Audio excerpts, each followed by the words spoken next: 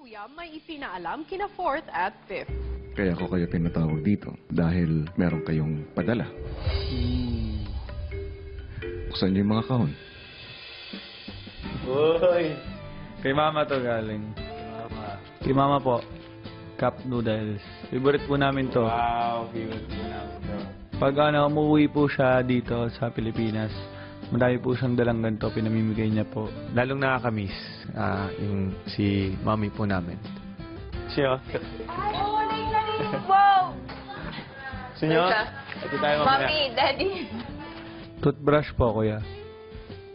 Galing sa Japan din po. Pag nakikita ko po kuya, parang bumabalik po ako sa pagkabata po. Maarte siya po yung lagi niya po chinecheck yung ngipin namin. Laging may padala siyang toothbrush. And yun nga, minsan nga, yung toothbrush, pag nagpapadala siya toothbrush lang sa amin. Minsan.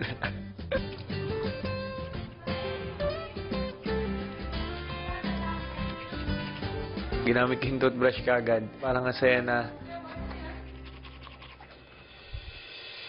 Bakit ka napapangiti, Ford? Wala lang po. Parang lang. Iniisip ko lang po kung nandiyan yung mami ko, kung nandito siya ngayon sa Pinas. Nakikita ba ng mami ko yung ginagawa namin, yung mga sinasabi ko, kung proud ba siya o anong ba nararamdaman niya. Iniisip ko po kaya. Namimiss niyo na ba ang nanay niyo? Yes po, namimiss na po. Sobra. Fourth, kung mabibigyan ka ng pagkakataon na makausap ang nanay mo, anong gusto mong sabihin sa kanya? Ayun, okay naman kami ni Faith dito sa loob. And thank you sa Cup Noodle. And miss ka na namin. And sorry sa minsan hindi pagkakaintindihan. And sana makabawi kami sa'yo ni Fifth. And makasama ka pa namin lalo ng matagal. Makasama ka na namin talaga. At ka naluha? Wala lang po. Wala lang. Parang na-miss ko lang ng mami ko nung naalala niya kami. Nagbigay pa siya ng ganito. Ba't malungkot ka pa? Namiss mo nanay mo? Na mahal ko po siya. And ayun, namimiss ko na po siya. Huwag ka na umiyak. Fourth at fifth, nais kong ipaalam sa inyo, magkakaroon kayo ng pagkakataon para makausap ang inyong ina.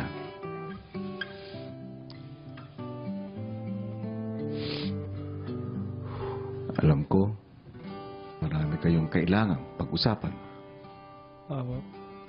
Marami kayong kailangan sabihin sa isa't isa. Isang task ang kailangan ninyong magampanan. Merong isang maduming board doon. Tag-isa kayo. Gamit ang toothbrush, kailangan ninyong mahanap ang 6 na letra sa bawat board. Ang 6 na letrang mahahanap sa bawat board ay bubuo ng password na siyang daan para makausap ang kanilang ina sa internet. May mga malalaking goma rin na nakatali sa kanilang tiyan na humihila sa kanila habang hinahanap ang letra. Dapat pareho nilang magawa ito sa loob ng 1 oras dahil kung hindi, isa lang sa kanila ang pwedeng makausap ng ina at sila ang pipili kung sino. Handa na ba kayo? Handa na po! Your time starts now.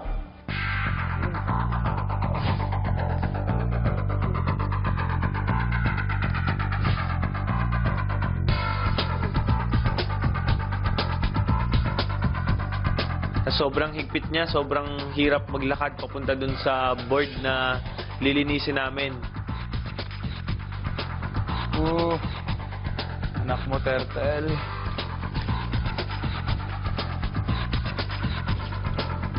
Sa likod.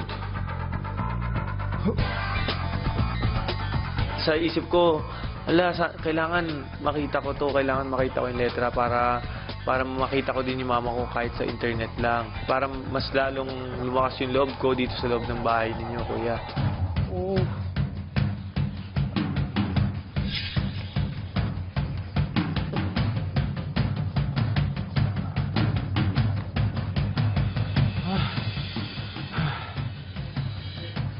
Kapal mo.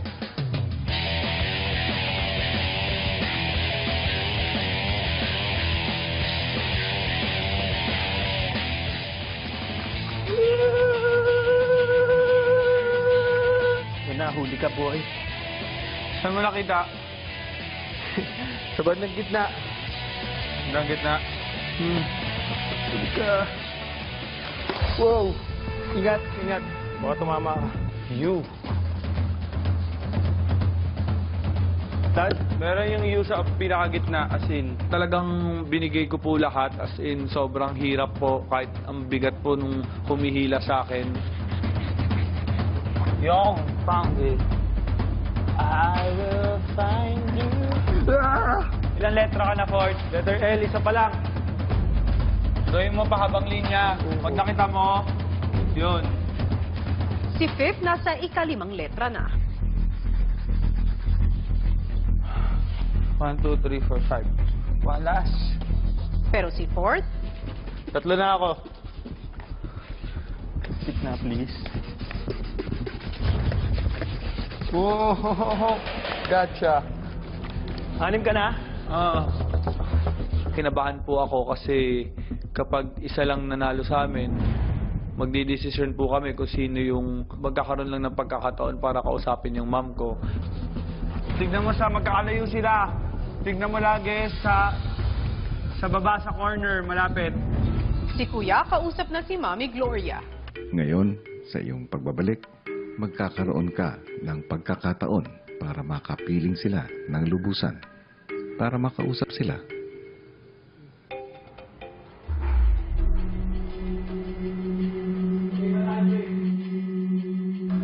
Ngunit, ang pagkakataong ito ay nakasalalay kina Fourth at kay Fifth. Aray ko. Dumudulas ako. Hindi ako nakasapatos eh.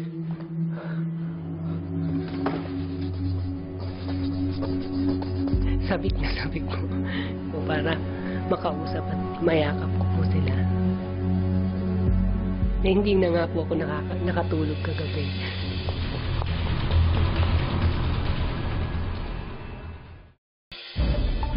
Sa pagpapatuloy ng hamon sa kambal, nakuha na ni Fifth ang mga letra sa kanyang board, samantalang si Fourth lalo pang nahirapan dahil sa basang sahig.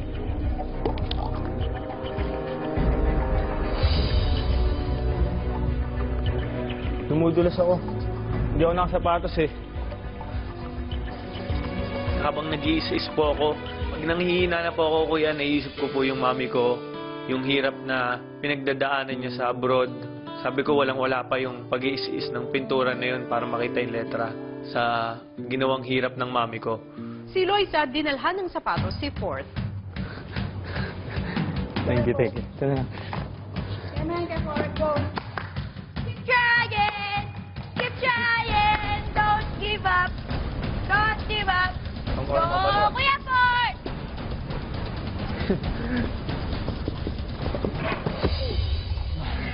Sorry, kuya. Agad namang sumuporta kay Fourth ang mga kagrupo. Dito.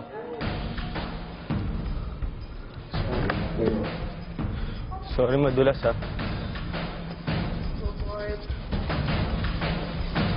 Kapal mo! Nagkaroon po ako ng pagdududa, so nag-isip na po ako ng plano na ay baka hindi matapos si Fourth yung challenge kasi nahihirapan talaga siya. Napaisip na po ako ano kayang gagawin ko pag nangyari yun. Huwag ka magstay sa isang place ha. Gasgasan mo lang. Pag nagasgasan mo yung buong board, makikita mo lahat yung black. Hindi ako pwede sumuko dahil kailangan ko makausap yung mami ko, baka gumaan yung loob ko, lumakas pa lalo yung loob ko dito sa loob ng bahay niyo. Pangalan? Uy, ako. Mga letters mo. L, O, A, A, E, Y. A, A? Dalawang A? Yung M mo, tsaka yung M ko, dalawa. Yung A mo, dalawa, mama. Mama, okay. So ano natirang ibang mong letters? L-O-E-Y. May Love. B ka? I love you, mama. I love you, mama! Okay. Fourth at Fifth, nais kong ipaalam sa inyo nagtagumpay kayo sa inyong task. Yay! Wow! After nung padulas-dulas ko, hirap ko, ito na, makikita ko na yung mami ko. Makakausap ko na siya. Hindi ko pa alam kung anong mangyari. Sabi ko, bahala na. Kung ano na lang maramdaman ko, kung ano na lang yung masabi ko. Yun na yun, pero nangingibabaw po yung kasiyahan dahil pinaghirapan po namin ni 50 yun. Binigay po namin lahat. Lawit na yung nosing. Nanay Gloria, makakapiling nyo na ang inyong mga anak. Salamat po kuya. Pero bago kayo magkasama ng iyong mga anak, may isang task pa na kailangan mong gawin. Opo kuya. Dapat mapapaniwala mo sila na nasa Japan ka. Opo kuya.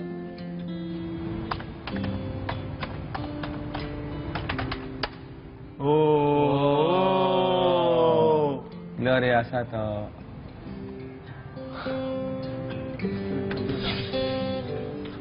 Hina. Hello, Ma! Hello! Kamusta ka dyan? Basta, Okay lang. kauwi ko lang eh. Galing ako sa meron kaming party. Si Sarah nakatutulog na. O, kumusta kayo dyan? Okay lang, Ma. Nakuha na Hoy, namin yung brush. Tsaka yung... Robert, na-miss kita. Hindi ka na naniningil sa akin. Ma, Ako? kulang. Babayad ng kuryente. Babi, Oh. pangderma. Ah, Na-miss ko na. Tatatlong buwan na. kailan ka uwi? Tulog na. Ha? Kailan ka uwi? Kailan ako uwi? Ah. Saka na siguro pag wala pang pera eh. Magdasal mo kami dito, Mama. Basta, lagi kayong close. Ha? I love you. Si Faye umiiyak. I love you. I miss you. Miss you, Ma. I love you. I miss you too. Bye-bye. I love you. Umaya na. Baby, bubutog na miya.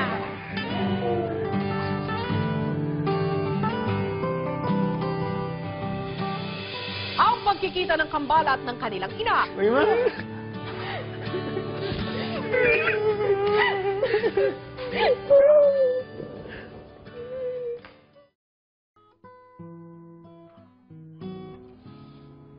Minutes pala ba?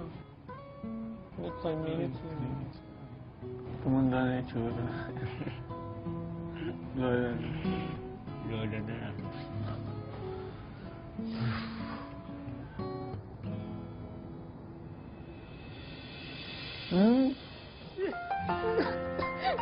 Uy, Ma!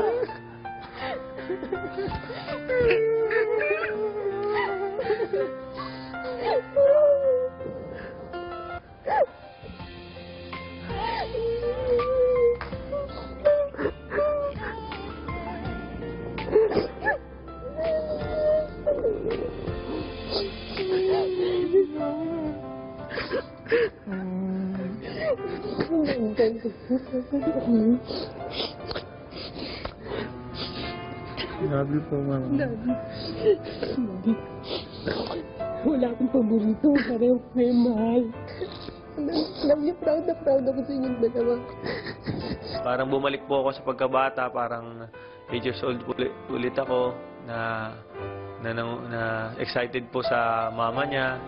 Ito po yung pinakamasayang salubong ko sa kanya na nakita ko siya ulit.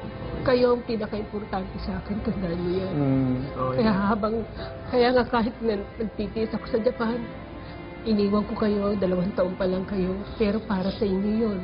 Kasi, alam niyo naman, di ba, oo nga, pinagkaroon kayo ng daddy niyo, binigyan kayo ng allowance, pero, di ba, alam niyo, hindi sapat para sa inyo. Kaya, talagang nagdesisyon ako na umalis. Kasi lalo na nagkasakit kayo. Hindi ko maingi sa dati yung pag-aaral ko. Siyempre, gusto ko rin namin makasama. Ang sama-sama, hindi naman suman loob ko, pero parang nagtampo lang yun ako sa'yo, Ford. Di ba sinabi mo nun sa akin, na kanan, doon ka na lang sa daddy mo, tumira, di ba? Natatanda mo yun? Pero hindi ako naggalit sa inyo, no? Pero sabi ko, siguro hindi nyo lang nakikita talaga yung sakripisyo ko para sa inyo. Sorry, hindi ko naman ibig sabihin talaga. Wala nang galit na siya nun, pero gusto ko namin talaga makasama na, kaya nandito kami para para sa'yo, lalaban kami dito. Mahirap dito, pero kakayanin namin. Oo, Iniisip nakikita ko ko naman ikaw. eh. Nakikita ko naman eh. Nahihirapan ako, iniisip ko kayo na lahat. Sobrang mahal ka namin. I love you. Na, love you. Sabi mo, sorry. Sorry. Sorry din sa mga nagawa ko. At unang beses ko lang po naramdaman yung ganung pakaramdam. Hindi ko po alam kung bakit, pero lagi naman po siyang umuwi galing abroad. Malaki po talaga yung pinagbago po namin. Dahil din po napapanood niya kami, yun yung mga nasasabi ko po siguro dito sa loob tungkol sa kanya kung gaano ko siya kamahal. Kaya sobrang saya po. Mas na-realize ko dito sa loob kung gaano ko dapat iparamdam sa iyo yung pagmamahal na hindi ko napaparamdam. Nawala na siguro yung hiya ko. And mas naisip ko dapat habang nandyan ka, sabihin ko lahat ng pagmamahal ko. Paramdam ko dapat. Sorry. Yung natitirang Love you. buhay ko, ilalaan ko na sa inyo. Yay. Love you. Love you. Dasal kayo ha? Fight to, like a turtle. Go! Kasi po, through that po, mas magiging open kami po sa isa't isa. Mas magiging tight po yung family namin. Tapos ngayon na sabi na po namin yung mga dapat sabihin, maayos na po namin lahat ng problema, makakapagsimula po kami ng panibago pong relasyon po sa bawat isa po kami magkakapatid, pati lalo na po sa mom ko po. Salamat. Bye-bye. Bye-bye, Mama. Bye. Bye. Ingat. Love you. Love you. Bye-bye. High five. Babe ka. Bye-bye. I love you. Ingat. Ingat ka. Love you. Dasal Ingat ka. kayo ha. Love you. Bye-bye. Makisama kayo mabuti. Love you, Ma. Bye-bye. Bye-bye. Makabalik sa bahay sina 4th at 5th, kinuwento nila sa mga kagrupo ang nangyaring pagkikita sa kanilang ina. Tumanda na itsura niya eh. Tapos ako nalulungkot siguro. Kaya sorry, tumanda na nga mami ko eh. Sweet naman. Promise, pag nakikita ko siya parang parang nakikita mo talaga yung pagbabago kasi matagal mo hindi nakikita. Kasi hindi naman namin nasasabi yung feelings namin sa kanya. So, Kailan lang yung last yung kita? Kailan mo siya last nakita? Noon, siguro 2 taon. Umiyak. Pula mata. Yes, bro, worth it. Your Thank you, bro. exercise kanina, worth it, Sige no? bro, sorry. Sorry na dagat ka. Hindi naman. Sorry, Yung salamat sobra. mata. Ulo ha. Tinulungan niyo ako. Magulat ako. Sabi niya, be strong like a turtle. Be strong like a turtle. Dahil nakausap ang ina, lumakas ang loob ni na 4th at 5th na harapin ang mga susunod pang hamon sa bahay.